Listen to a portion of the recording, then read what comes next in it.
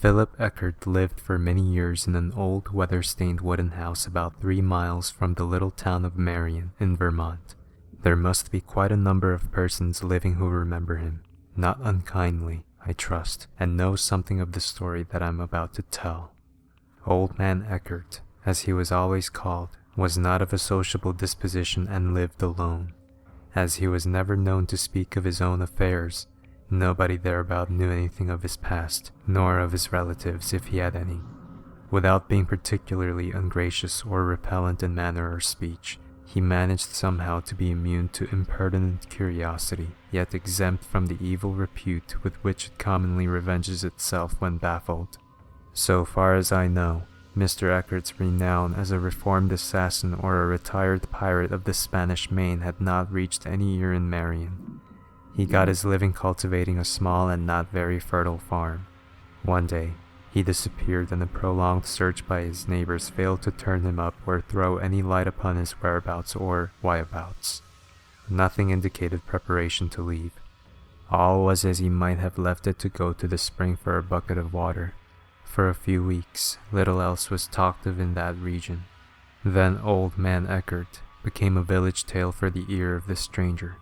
I do not know what was done regarding his property. The correct legal thing, doubtless. The house was standing, still vacant and conspicuously unfit, when I last heard of it, some 20 years afterward. Of course, it came to be considered haunted, and the customary tales were told of moving lights, dolorous sounds and startling apparitions.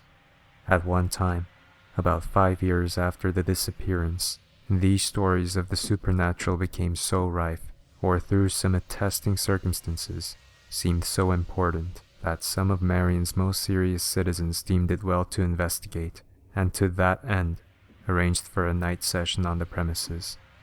The parties to this undertaking were John Holcomb, an apothecary, Wilson Merle, a lawyer, and Andrew C. Palmer, the teacher of the public school, all men of consequence and repute.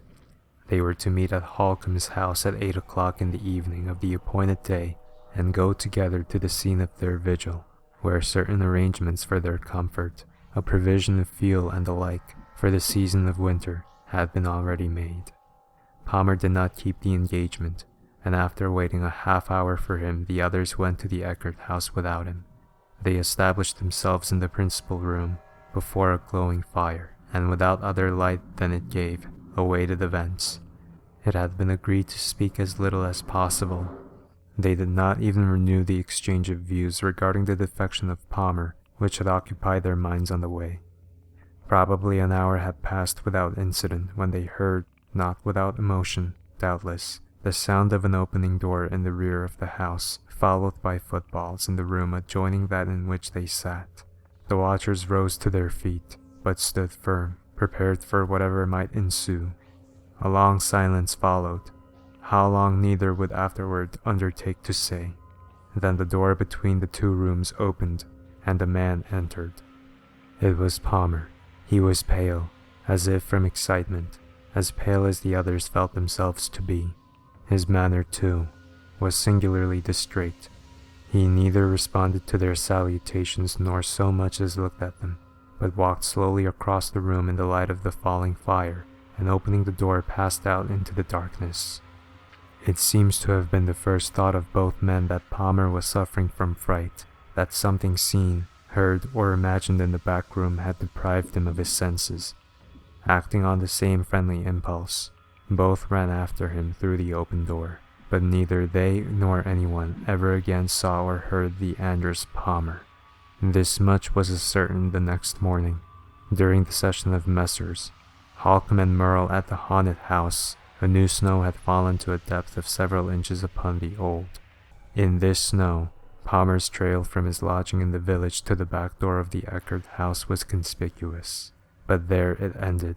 From the front door nothing led away but the tracks of the two men who swore that he preceded them. Palmer's disappearance was as complete as that of Old Man Eckert himself, whom, indeed, the editor of the local paper somewhat graphically accused of having reached out and pulled him in.